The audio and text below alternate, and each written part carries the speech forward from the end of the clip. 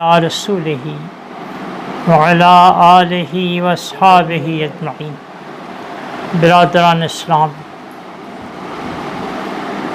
عید اور عید کا خطاب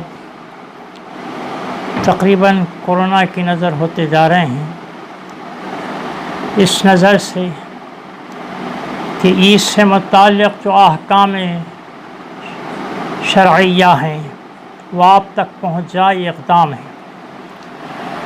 ابتدا میں یہ بتاؤں کہ یہ بات بڑی قابل شرم ہے کہ گزشتہ NRC وغیرہ کے تحت ہم لوگوں نے جو کوشش کی، الحمدللہ اس میں امت کا بہت تعاون رہا۔ ہر میسیج بھرپور رسپانس والا ہوا کرتا تھا، لیکن دیکھا یہ جاتا ہے کہ شہریت کے مقابلے میں شریعت ذرا بھی قابل فکر نہیں ہے۔ شرعی احکام کو ایسا دیا جاتا ہے کہ مولویوں کو عادت ہے، بولتے ہیں بولنے دو۔ میں یہ تمہید اس لیے باندھا ہوں کہ خدا کے واسطے جو معروضات ہیں ان کو اللہ اور اس کے رسول صلی اللہ تعالی وسلم کے میسیجز خیال کیجیے، اور خیال نہیں، یقین ہے۔ صرف ہم توسط بنتے ہیں، زبان ہماری ہوتی ہے، احکام تو اللہ اور اس کے رسول کے ہوتے ہیں۔ تو اب دیکھیے، بات میں عید قربان کی قرآن حکیم میں قربانی کے باب سے کروں۔ ارشاد باری تعالیٰ ہے، فَلَمَّا بَلَغَ مَعَهُ السَّعْيَ۔ اسماعیل علیہ السلام سے متعلق بتایا جا رہا ہے کہ جب آپ کی عمر اس قدر ہو گئی کہ وہ اپنے والد کے ساتھ کام کاج کریں، کہیں ترجمے میں اس کو یوں لیا گیا ہے کہ وہ دوڑنے بھاگنے کے قابل ہو گئے۔ یہ بات خدا عز و جل کا جو یہاں مقصد ہے وہ پورا نہیں کرتا ہے ترجمہ۔ سعی ہم اردو میں بھی استعمال کرتے ہیں کوشش کے لیے۔ تو زندگی کی جد و جہد اور کوششوں کے لیے جب آپ کی عمر پہنچی، عین اس وقت والد نے ان کے پاس یہ بات بتائی، یا بنیا، اے میرے بیٹے، انی ارا فی المنام انی اذبحک فانظر ماذا تری۔ میں نے خواب میں یہ دیکھا ہے کہ میں تجھے ذبح کر رہا ہوں، اب اس میں تیری کیا رائے ہے؟ فانظر، بتا، غور کر، اس میں تیری کیا رائے؟ بیٹا عرض کرتا ہے، اللہ نے جواب قرآن حکیم میں لکھا ہے بیٹے کا، یا ابتی، اے بابا، افعل، کر گزریے، ما تؤمر، جو آپ کو امر ہوا ہے، حکم ہوا ہے، ستجدنی انشاءاللہ من الصابرین، انشاءاللہ آپ مجھے صابروں میں سے پائیں گے۔ فاضل بریلوی احمد رضا خان صاحب رحمۃ اللہ تعالی علیہ نے ایک اضافہ تفہیم میں یوں کیا ہے ترجمے کے علاوہ حاشیے میں، کہ العیاذ باللہ، بیٹے کا اگر یہ جواب نہ ہوتا، جیسے یہ کہ خواب ہے، بیٹے نے امر کہا، لیکن اگر خواب کہتے اور راضی نہ ہوتے تو والد عمل ضرور کرتے۔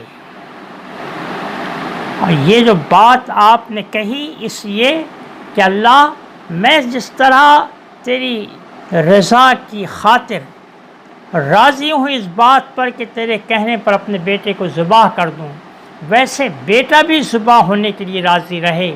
اور یہاں یہ بات بہت کہنے کے لیے پرزور ہوگی، اور اپنے حالات کو سمجھاتے ہوئے کہ تفاسیر میں لکھا ہے کہ ذبح کرنے کے جو لوازمات ہوتے ہیں آپ نے ساتھ میں رکھا، رسی وغیرہ، لیکن بیٹے نے خود یہ رائے دی کہ بابا آپ میرے ہاتھ پیر باندھ لیجیے، ہو سکتا ہے اسرار میں تڑپوں، اس میں بے ادبی ہو، اور آپ اپنی آنکھوں پر پٹی باندھ دیں کہ محبت پدری کہیں غالب نہ جائے، تو بات یوں یاد آئی ایک سر محمد اقبال پر اللہ رحمتوں کا نزول فرمایا ہے کہ یہ فیضان نظر تھا یا کہ مکتب کی کرامت تھی، سکھائے کس نے اسماعیل کو آداب فرزندی۔ واقعہ ہے کہ اسکول اور کالج سے یہ چیزیں نہیں ملتی، سوائے اس کے کہ خدا سے راضی بزرگوں کی صحبتوں میں بیٹھ کر اپنے مزاج و طبیعت کو ایسا بنایا جائے۔ اللہ کرے کہ ایسی صحبتیں نصیب ہوں۔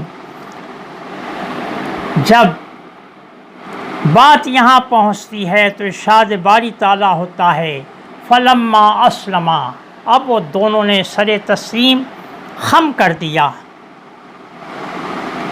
وَتَلَّهُ لِلْجَبِينِ، تو حضرت ابراہیم علیہ السلام نے بیٹے کو جیبیں کے بل لٹایا۔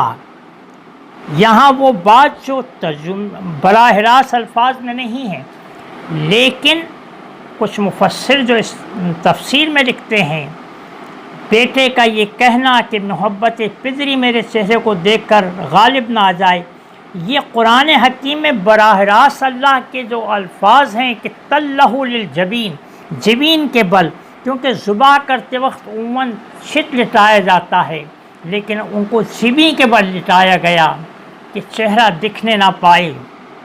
وَتَلَّهُ لِلْجَبِينِ وَنَادَيْنَاهُ أَن يَا إِبْرَاهِيمُ، اللہ نے ندا فرمائی اے ابراہیم قد صدقت الرؤیا، تحقیق کہ تو نے اپنے خواب کو سچ کر دکھایا۔ قد صدقت الرؤیا انا کذالک نجزی المحسنین، بے شک ہم احسان کرنے والوں کو، اپنے نیک بندوں کو اسی طرح جزا دیا کرتے ہیں۔ اب یہاں یہ بات جزا کی جو ہے وہ آگے سمجھ میں آتی ہے، جو اس سے اوپر بیان کیا گیا ہے کہ وَنَادَيْنَاهُ أَن يَا إِبْرَاهِيمُ قَدْ صَدَّقْتَ الرُّؤْيَا إِنَّا كَذَلِكَ نَجْزِي الْمُحْسِنِينَ إِنَّا هَٰذَا لَهُوَ الْبَلَاءُ الْمُبِينُ، بے شک یہ کھلی ہوئی آزمائش تھی۔ اللہ اپنے نیک بندوں کے واسطے یہ آزمائشیں بلا اور مصیبت کی شکل میں جو ان کی آزمائش کے لیے سامان کرتا ہے، وہ لوگ اس میں پورے اترتے ہیں۔ جب اللہ نے یہ دیکھا تو فرمایا وَفَدَيْنَاهُ بِذِبْحٍ عَظِيمٍ، اور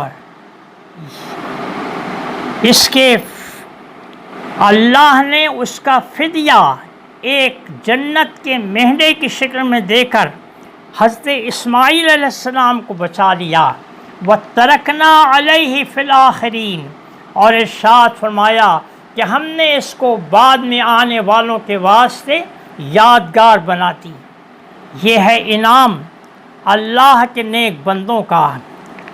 میں یہاں اس مضمون کو ختم کر کے اب لوٹتا ہوں